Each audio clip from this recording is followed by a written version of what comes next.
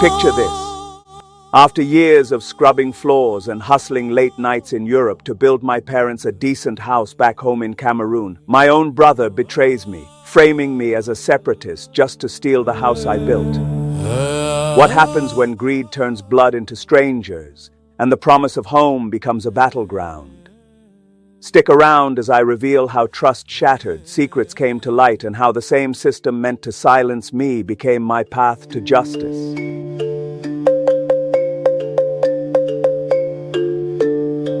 As this story continues, I invite you to share your thoughts and reactions along the way. If you haven't subscribed yet, be sure to do so, and don't forget to like and comment. There are more gripping tales of trust and betrayal coming your way. The old people weren't supposed to end up like this. My father, Papa Johannes Tazanu, had spent 30 years as a head teacher in Confronting, respected by everyone in Belgium. His pension remained trapped in bureaucracy when war broke out. My mother had raised 5 of us children through wisdom, cassava, and grace.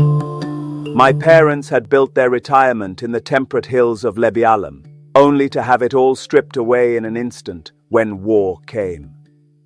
And people, my parents included, were dispersed far away from their comfort zones.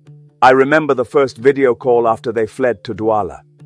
Papa's eyes had lost their spark. Mama's smile was strained. They tried to hide their suffering, but I could see the toll their new living conditions were taking. The bar plays music until 3 in the morning, Mama told me, her voice quivering slightly. Your father cannot sleep. His blood pressure is rising, but we thank God we are alive. During these calls, I would sit in my small Belgian apartment, the winter darkness pressing against my windows, feeling helpless as I watched my parents fade away. My oldest brother, Akamua, was always absent in these moments of crisis.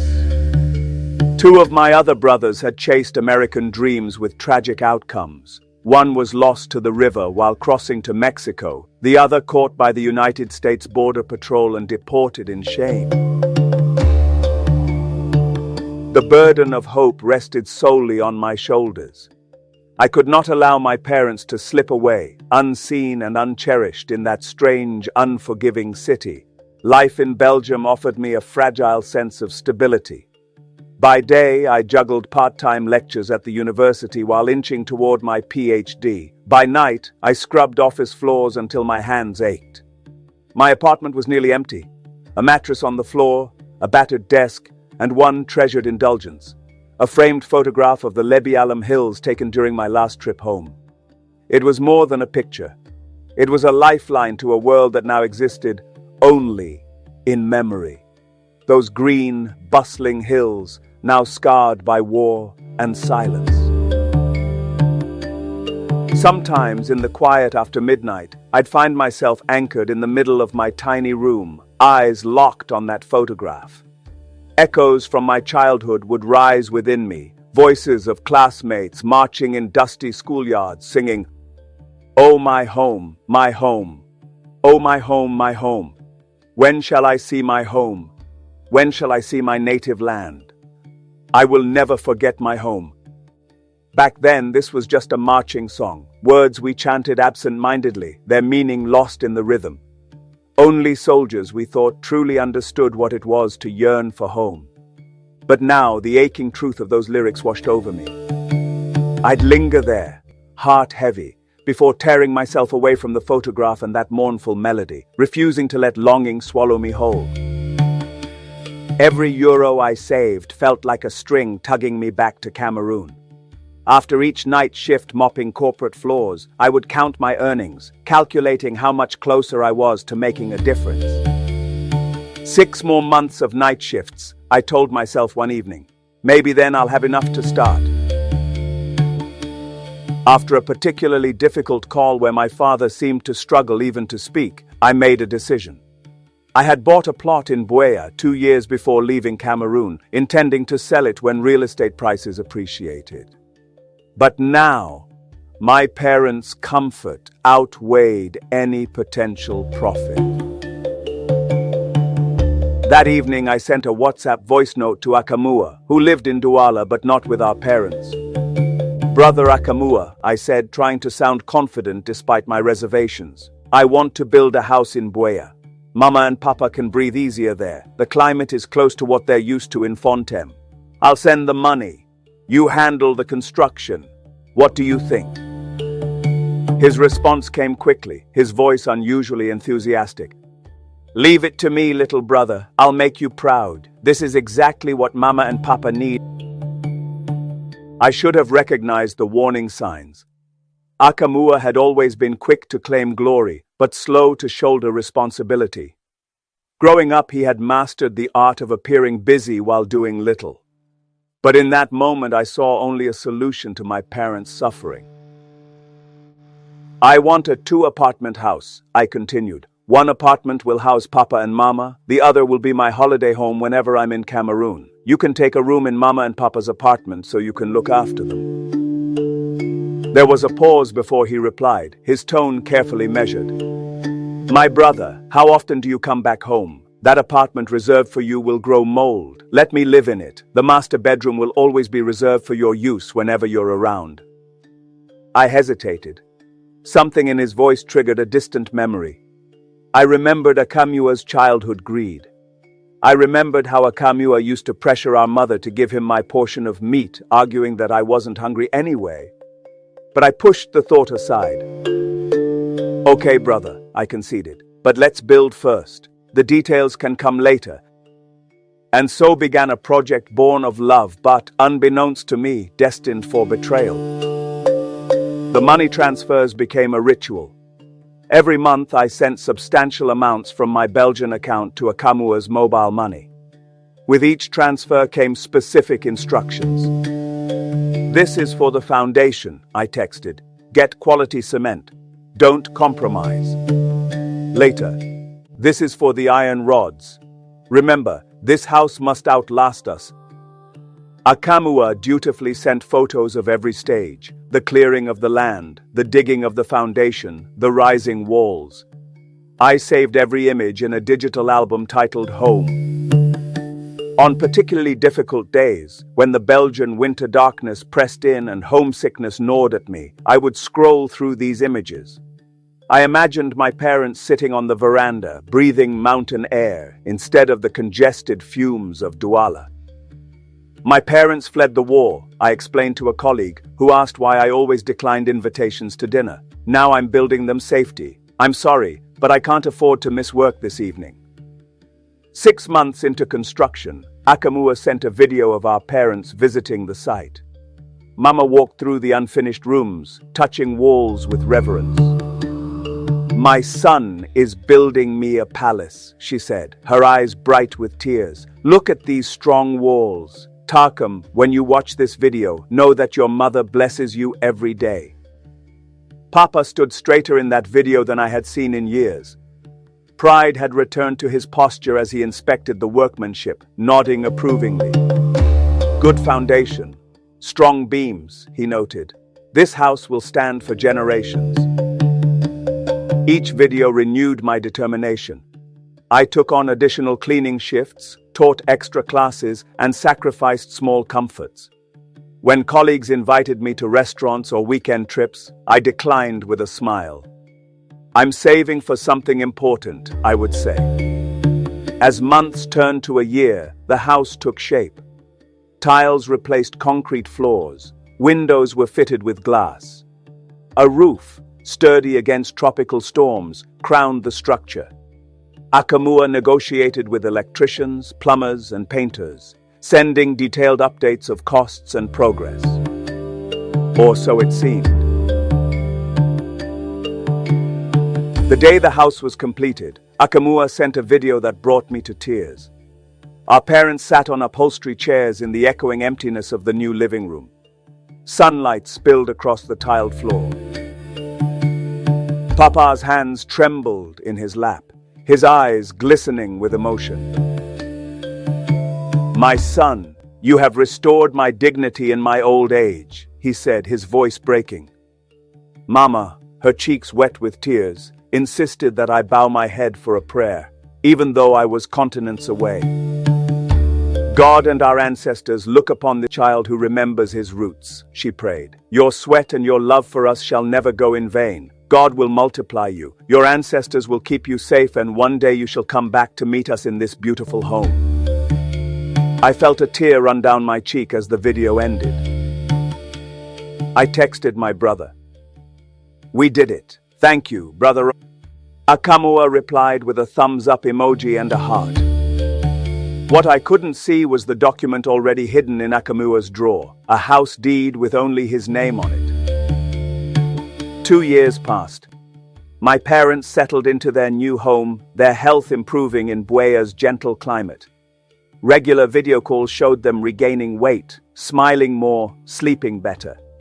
I continued sending money for maintenance and saved for my eventual return. Soon, I'll see that house with my own eyes, I promised myself. That opportunity came sooner than expected. Having completed my doctorate, I learned of an international symposium on innovation in higher education in Yaoundé. When I secured funding to attend, I decided to add a week of personal leave to visit my family. I didn't tell them I was coming. I wanted to surprise them. I'm finally going home, I whispered to myself at Brussels airport, my heart light with anticipation.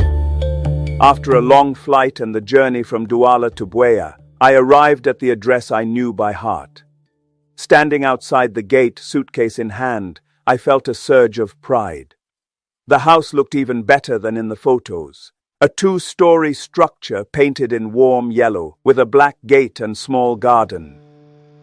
I pressed the bell, my heart racing with anticipation. A young man I didn't recognize opened the small viewing panel in the gate. Yes? Who are you looking for? He asked, eyeing me suspiciously. I'm here to see my parents, and my brother Akamua, I replied. Your name? He narrowed his eyes. Tarkham. I'm the one who built this house. The gate attendant's expression changed from suspicion to discomfort. Mr. Akamua, no day, and he say make nobody enter without his permission. I stepped back bewildered. I'm his brother. I sent the money that built this place. The man shrugged, his discomfort evident but his position firm. That's not what I was told. I pulled out my phone and called Akamua. The call went to voicemail twice before my brother finally answered. Hello? I'm in a meeting, he snapped, irritation clear in his voice. I'm at the house in Buea, I said, struggling to keep my voice steady. Why won't they let me in? There was a long pause. When Akamua spoke again, his voice had changed, harder, colder. You came just like that? No notice. That house is mine now, Tarkham. Find a hotel. Before I could respond, the line went dead. I stood frozen, the phone still pressed to my ear as the reality of my brother's betrayal began to sink in. What have you done? I whispered, though there was no one to hear. Stunned and disoriented, I found a guest house nearby. The small room felt suffocating as I paced, trying to make sense of what had happened. How could Akamua claim ownership of a house built entirely with my money? That evening I tried calling my parents' phone, but there was no answer. I texted them my location, hoping they would reach out once they knew I was in Buea. The next morning, I returned to the house. This time, the gate was open. An older woman was sweeping the compound. Good morning, Mama. I'm looking for Papa Johannes and his wife, Mama Lucia, I said. They went to church. They will be back soon, she replied. I decided to wait. I sat on a stone bench in the compound, taking in every detail of the house I had financed but never seen. The tile pattern matched what I had selected from Belgium. The window frames were the exact color I had specified. An hour later, a taxi pulled up.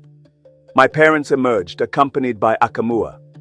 When they saw me, their expressions shifted from shock to a complex mixture of joy and discomfort. My son has come home. Mama rushed forward, embracing me with tears flowing freely. Papa approached more slowly, his smile not quite reaching his eyes. "You didn't tell us you were coming." Akamua hung back, his face a mask of casual indifference that didn't match the tension in his shoulders. "What a surprise, brother. How long are you in town?" Akamua said, feigning surprise at seeing me, even when we spoke on the phone the previous day. Inside the house, the atmosphere was strained. I noticed my parents glancing nervously at Akamua before speaking. When I mentioned staying in the apartment that was supposed to be mine, silence fell. "Akamua, you know what to do," Mama finally said, her eyes downcast. What did she know? I asked myself inwardly. Why were they behaving strangely? After an uncomfortable meal, my parents retired to their room, leaving Akamua and me alone. I wasted no time. "What have you done, Akamua?" I demanded. "This house was built with my money." "Money you sent to me," he replied coldly. "I contracted the builders. I supervised the work. The receipts are in my name." "You know that's not how it was meant to be." He leaned forward, eyes narrowed. "But that's how it is. Check the paperwork if you don't believe me." The next day, I did exactly that. I visited the land registry office in Buea, where a sympathetic clerk helped me search the records. "The house is registered to Akamua Tazanu," the clerk confirmed. "Construction permit, occupancy certificate, utility connections, all in his name." "And the land? The plot itself?" I asked, a flicker of hope rising. The clerk tapped at his computer, then looked up in surprise. "The land title is still in your name. Tarkum Tazanu. It was never transferred." That oversight would become everything. As I left the office, pieces began falling into place. Akamua had methodically built his claim to the house while leaving the land untouched, perhaps assuming I would never check, or that the distinction wouldn't matter. In the days that followed, I discovered more. Neighbors knew the house as Akamua's project. Local officials had dealt exclusively with my brother. Even my parents, confused by the legal complexities, had begun to accept Akamua's version of events. "He told us you gave him the house as payment for managing the construction," Papa confessed later, his eyes unable to meet mine. "That you wanted him to own it legally while we lived here for the rest of our life." I was being erased from my own story of sacrifice.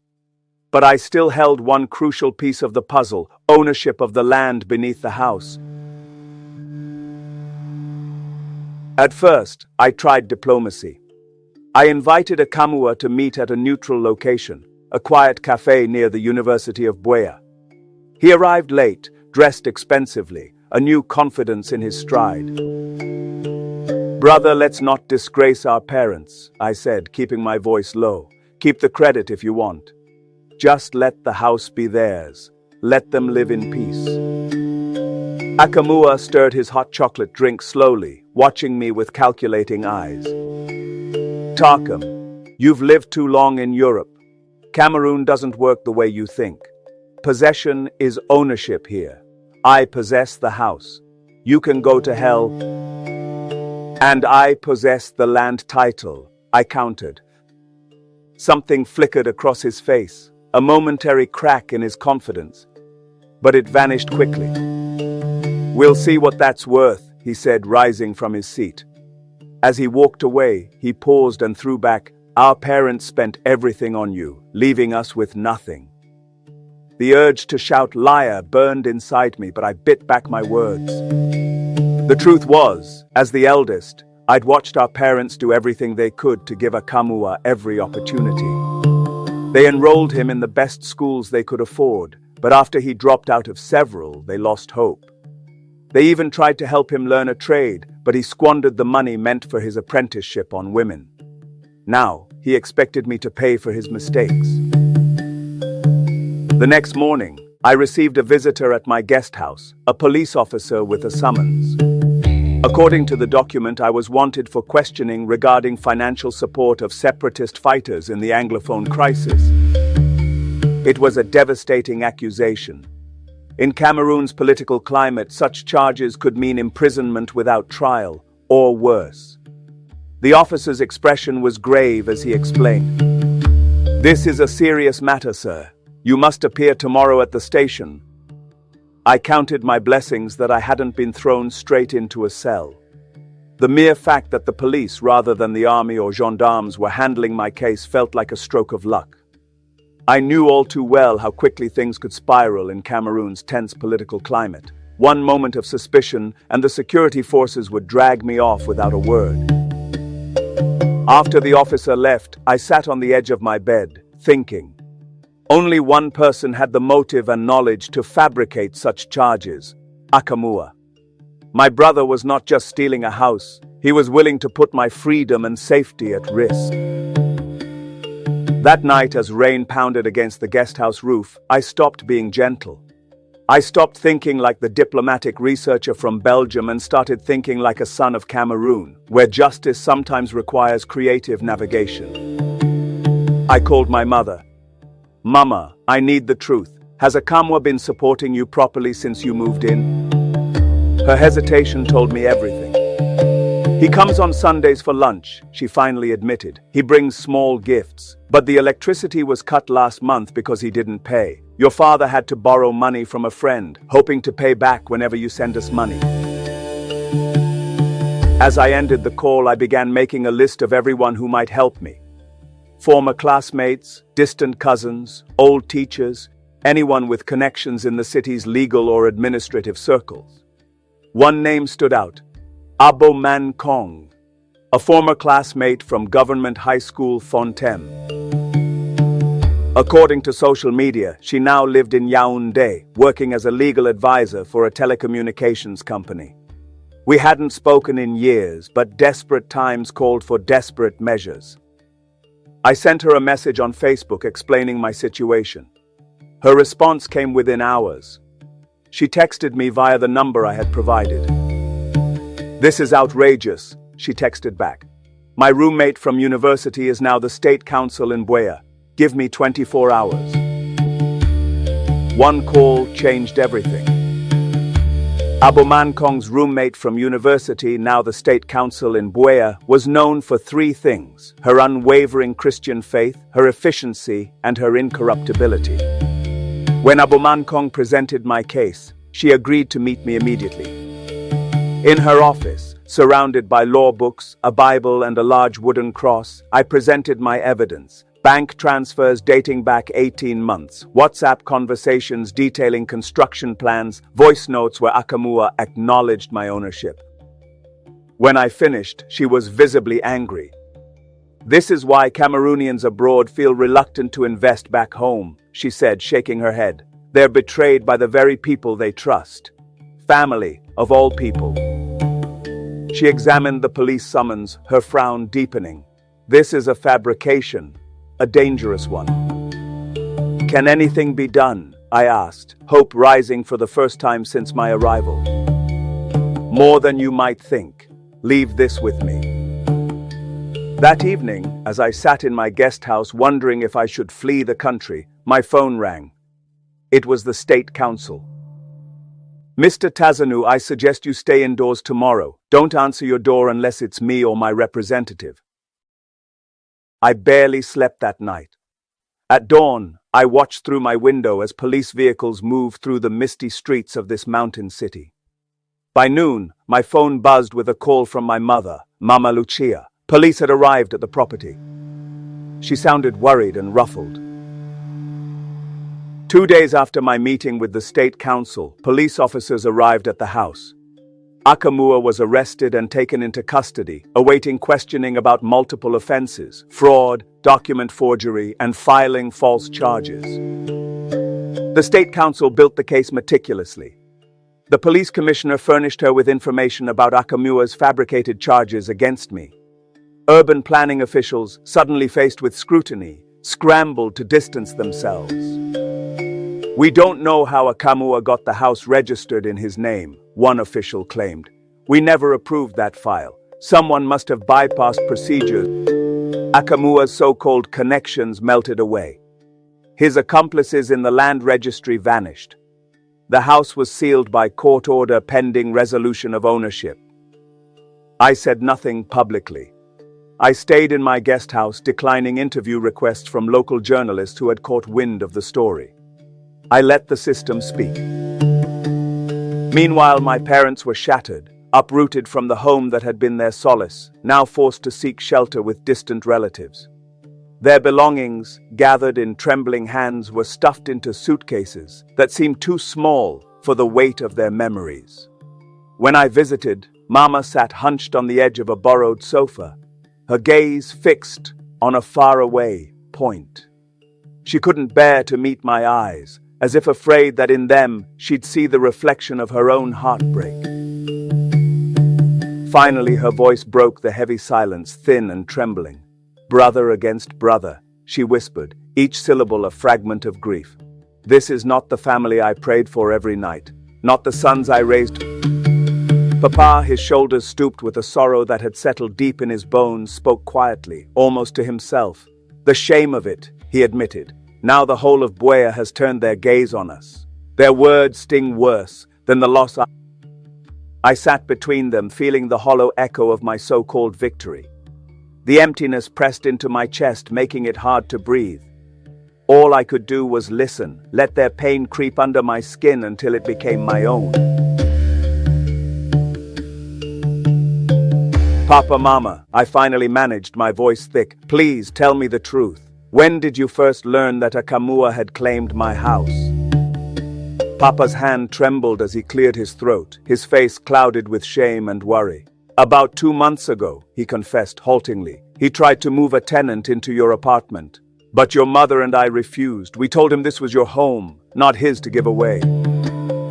He paused, as if weighing each word. "That's when he declared the house belonged to him. We knew it was a lie, but how does a parent break such news to a child living far away? How do you tell your son that betrayal has come from within?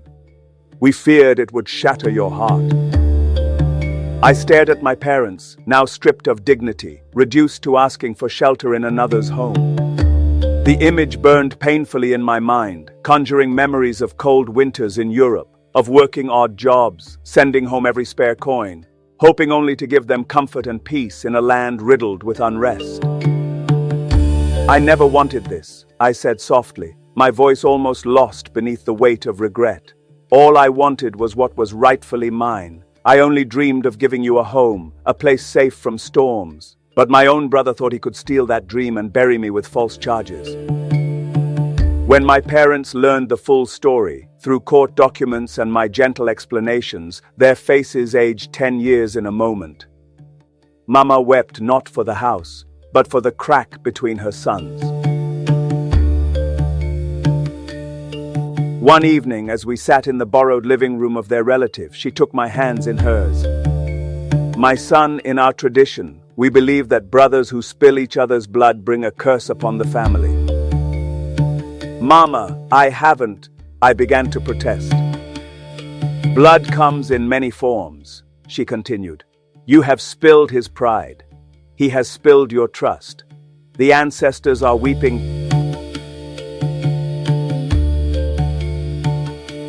Papa, who had been silent throughout the conversation, finally spoke. "Forgiveness doesn't mean foolishness. He who runs away from a fight is not necessarily a coward. Keep the house in your name, and let that traitor go his way. One day, someone else will throw him in jail. Let it not just be you, his own brother. You have taught him a lesson." That night, sleep eluded me as I lay awake, grappling with the consequences of my decision.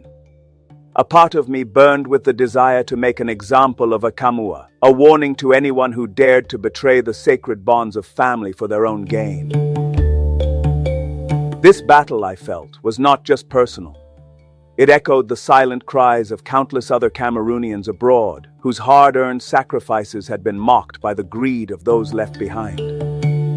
In my mind, it became a stand against a corrosive culture of theft, a societal rot that had somehow wormed its way into daily life, turning what should have been unthinkable into something almost ordinary. Yet whenever I closed my eyes, it was not the imagined victory that haunted me, but the anguished faces of my parents, etched with lines of sorrow and disappointment, aged beyond their years in a single evening. Their suffering weighed heavier on my conscience than any sense of righteous vengeance. In the end, I knew I could not see this fight through to its bitter conclusion, not if it meant further shattering the people I loved most. By morning, I had made up my mind. I contacted the state council. I want to drop the charges, I told her, but with a condition. Akamua must leave the house permanently. Are you certain? She asked, surprised. We have a strong case. Yes, I'm sure. Matters like this shouldn't be aired in open court if we can avoid it. They're family issues. More importantly, I don't want to cause my parents any more distress, especially since my father's health is fragile. The state council respected my decision. Papers were drawn up, stipulating that while all criminal charges would be dropped, Akamua would relinquish any claim to the property and vacate the premises within 7 days. Your parents raised at least one honorable son, she said as she signed the documents. Akamua packed his belongings in silence, each movement deliberate, his face an impenetrable mask. There was no apology, no flicker of regret in his eyes, just the heavy realization that his carefully laid schemes had unraveled. The air between us was thick with words unsaid, the memories of our shared childhood now twisted by betrayal. When I arrived to oversee the handover, Akamua barely lifted his gaze, the wall between us now taller than ever. He finally broke the silence, his voice rough with wounded pride. You think you've won? I met his stare, searching for some trace of the brother I used to know. There are no winners here, I replied, my tone calm but unyielding. Only survivors, but be grateful our parents are still alive to see this day. Otherwise, you'd be saying those words from behind prison walls. The truth of it hung between us, cutting deeper than any insult could.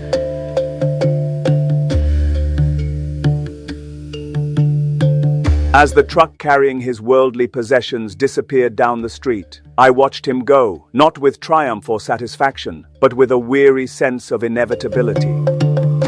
In that moment, I realized that justice rarely feels like victory. It simply restores a fragile balance. I carried the quiet certainty that I had acted not out of anger, but out of necessity, for my parents, for the home we once shared, and for whatever remained of my own honor. The door closed behind Akamua, but the echoes of his choices lingered, shaping the man I would become. I hired a housekeeper for my parents, a middle-aged woman from our village who would live with them, cook, clean, and ensure they never again relied on anyone with a hidden agenda. I planned to repaint the house, add curtains, and have the gate changed, removing all traces of the betrayal. This house is yours, I told my parents, not mine, not Akamua's. I built it for you to find peace after war took your first home. My father, standing straighter than he had in years, placed a hand on my shoulder. You have built more than walls, my son, he said softly. You have built honor. In the end, I learned that true justice wears a quiet robe. It doesn't announce itself with fanfare or vengeance. It simply restores what was meant to be. I didn't raise a hand against my brother. I raised evidence. I didn't shout. I let the land speak. And in the end, I discovered a difficult truth. Not every brother is family. But justice sometimes wears a quiet robe. If this story resonated with you, please take a moment to share your thoughts in the comments, give it a like, and don't forget to subscribe to the channel if you haven't already. Your feedback means a lot to us. Tell us how you felt about the characters and their journeys. Do you believe I, Tarkam Tazanu, was right to let the case go? Was justice truly served, or was something lost in the process? We'd love to hear your perspective on the choices made and what you think justice really means. Thank you for being part of this story with us.